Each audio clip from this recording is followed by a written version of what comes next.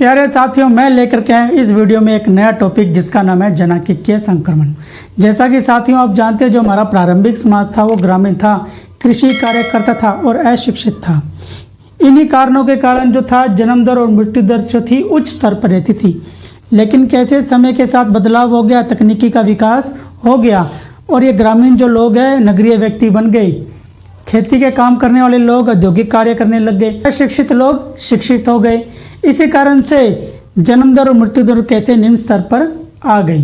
तो यही इस टॉपिक में बताने की कोशिश की गई है कि कैसे पहले जन्म दर और मृत्यु दर ऊंची थी, लेकिन समय के साथ बदलाव हुआ और जन्म दर और मृत्यु दर निम्न स्तर पर आ गई। इसके पीछे कुछ कारण है साथियों।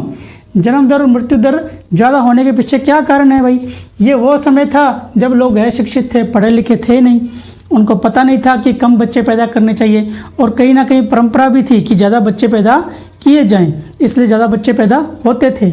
लेकिन मरते भी थे ज़्यादा, क्योंकि स्वास्थ्य सुविधाएं उपलब्ध नहीं थी, चिकित्सक सुविधाएं उपलब्ध नहीं थी।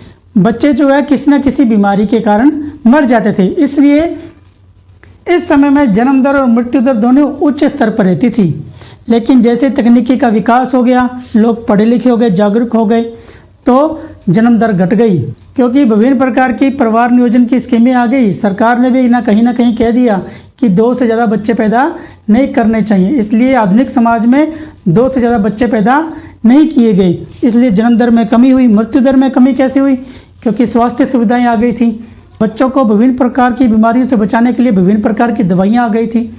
तो इस टॉपिक में यही बताने की कोशिश की गई है साथियों कि कैसे जन्म दर मृत्यु दर ऊंची थी, लेकिन आधुनिक समय में कैसे जन्म दर मृत्यु दर कम हो गई। इस टॉपिक को 3 अवस्थाओं द्वारा बताया गया है। प्रथम अवस्था, द्वितीय अवस्था, अंतिम अवस्था।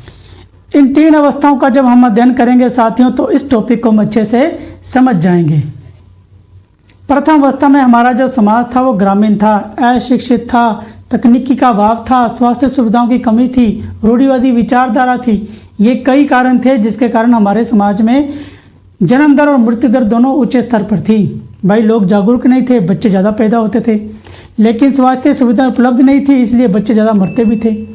कहीं ना कहीं बच्चों के पीछे ज़्यादा जन्म होने का कारण ये भी था कि हमारी रूढ़िवादी विचारधारा थी, क्योंकि हमारे समाज में बड़े बुजुर्ग यही कहते थे कि ज़्यादा से ज़्यादा बच्चे पैदा हों, क्योंकि बड़े परिवार को ज़्यादा अहमियत दी जाती थी और बच्चे किसी न किसी महामारी के कारण मर भी जाते थे, इसलिए मृत्यु दर भी ज़्यादा थी। तो इसके पीछे क्या कारण थे भाई जन्म दर और मृत्यु दर के पीछे? भाई लोग ग्रामीण थे, खेतीहर थे, अशिक्षित थे, रूढ़िवादी विचारधारा थी, तकनीकी का अभाव था, स्वास्थ्य सुविधाएं ना के बराबर थी। तो इन सब के कारण इस अवस्था में जो थी जन्म दर और मृत्यु दर दोनों उच्च स्तर पर थी। यानी कहें तो 200 वर्ष पूर्व विश्व के सभी देश इस अवस्था में आते थे। कहें तो सारे देश क्या थे? अल्प विकसित थे। अभी कोई भी देश विकासशील यहाँ विकसित नहीं हुआ था। तो इस कारण जो थी इस अवस्था में मृत्यु दर और जन्म दर दोनों ही ऊंची थी। इसी में दूसरा बिंदु आता है द्वितीय अवस्था। द्वितीय अवस्था में थोड़ा बहुत सुधार आ गया, थोड़ी बहुत तकनीक आ गई, लोग समझदार हो गए, शिक्षित हो गए। सबसे बड़ी बात, स्वास्थ्य सुविधाएं उपलब्ध होनी शुरू हो गई। तो साथियों ये वह अवस्था थी जिसमें जो है जन्म दर थोड़ी टाइम तक ऊंची बनी रही, लेकिन धीरे धीरे कम हो गई और मृत्यु दर भी कम हो गई। मृत्यु दर कम होने के पीछे रीज़न क्या था? क्योंकि स्वास्थ्य सुविधाएं उपलब्ध थी। स्वास्थ्य सुविधाएं उपलब्ध होने के कारण विभिन्न प्रकार की दवाइयाँ आ गई, जिससे बीमारियों का इलाज मिल गया और लोग पढ़े लिखे हो गए। इसलिए जन्म दर पहले तो ऊंची बनी रही, लेकिन धीरे धीरे कम हो गई। तो इस अवस्था में जन्म दर पहले ऊंची बनी रही लेकिन कम हो गई और मृत्यु दर भी घट गई। और इस अवस्था में साथियों विकासशील देशों को गिना जाता है, क्योंकि विकासशील देश ऐसे होते हैं जहां पर जनसंख्या तेज़ी से बढ़ती रहती है, लेकिन वहां पर मृत्यु दर कम होती है, क्योंकि वहां पर स्वास्थ्य सुविधाएं ज़्यादा उपलब्ध होती हैं। साथियों इसी में हमारा अगला बिंदु है अंतिम अवस्था। साथियों ये वह अवस्था थी जब जन्म दर और मृत्यु दर दोनों निम्न स्तर पर पहुँच गई थी। भाई क्यों नहीं पहुँचेगी? ये आधुनिक समय था, तकनीक का ज़माना था, लोग पढ़े लिखे थे, समझदार थे, शिक्षित थे, समझ गए थे कि इस समय बच्चे ज़्यादा पैदा करने अच्छी बात नहीं है। जागरूकता के कारण बच्चे पैदा होने कम हो गए। विभिन्न प्रकार की परिवार नियोजन की स्कीमें भी आने लग गई थी, जिसके कारण जो लोग और जागरूक हो गए। और मृत्यु दर कम होने का कारण क्या है? ये ऐसा समय था जब स्वास्थ्य सेवाएं जो है उच्च स्तर की थी, लगभग सभी प्रकार की बीमारियों का इलाज आ गया था। तो साथियों इसलिए हम कह सकते हैं ये जो अवस्था है विकसित देशों की अवस्था है, क्योंकि विकसित देशों में इस तरह की अवस्था दिखने के लिए ही मिलती है। साथियों निष्कर्ष रूप में हम तीनों अवस्थाओं के लिए ये कह सकते हैं कि जो मानव जाति है बहुत अधिक नव्य है, क्योंकि इनमें अपनी प्रजननशीलता को समायोजित करने की क्षमता है, योग्यता है। कहने का मतलब यह है कि प्राचीन समय में जन्म दर मृत्यु दर दोनों ऊंची थी, लेकिन आधुनिक समय में क्या हो गया, उल्टा हो गया, मृत्यु दर और जन्म दर दोनों निम्न स्तर पर हो गई। इसी को कहा गया प्रजननशीलता समायोजित करने की योग्यता।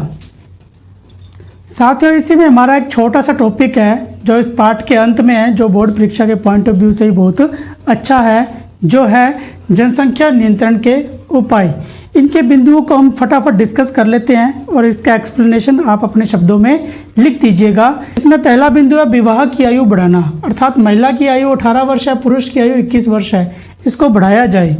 जन्म दर कम करना, परिवार नियोजन उपायों का प्रयोग करना, शिक्षा का प्रचार प्रसार करना, रूढ़िवादी विचारधारा को बदलना। रूढ़िवादी विचारधारा को बदलने का मतलब क्या होता है कि हमारी पहले विचारधारा थी कि परिवार बड़ा हो, बच्चे ज़्यादा से ज़्यादा पैदा हों, क्योंकि पहले क्या था, बच्चे ज़्यादा पैदा होते थे लेकिन किसी ना किसी बीमारी से वो मर जाते थे। लेकिन आज का समय बदल गया है, तो आज का समय बदल गया तो इसलिए रूढ़िवादी विचारधारा को भी बदल देना चाहिए। संतानोत्पत्ति की संख्या का निर्धारण करना, जैसा कि सरकार ने कहा है हम दो हमारे दो से ज़्यादा बच्चे पैदा नहीं करने चाहिए। अगला जो बिंदु है स्वास्थ्य सेवाएं उपलब्ध करवाना। थॉमस माल्थस नामक विद्वान ने एक बड़ी अच्छी टिप्पणी लिखी है। उन्होंने कहा है कि अगर जनसंख्या ज़्यादा हो और खाद्य पदार्थ कम हो तो ऐसे में लोगों के बीच में लड़ाई होगी, अकाल पड़ेगा, विभिन्न प्रकार की बीमारियां फैलेंगी और इससे क्या होगा, जनसंख्या में गिरावट आ जाएंगी। तो इन्होंने कहा है लोगों की संख्या खाद्य आपूर्ति की अपेक्षा तेज़ी से बढ़ेगी तो इससे अकाल, बीमारी और युद्ध के कारण जनसंख्या में गिरावट आएगी। तो साथियों छोटा सा बिंदु था जिसको हमने फटाफट अध्ययन कर लिया। अगर साथियों बोर्ड परीक्षा में ऐसा कोई क्वेश्चन आए तो इन बिंदुओं को नोट कर लीजिए और इसका एक्सप्लेनेशन आप अपने शब्दों में लिख दीजिए।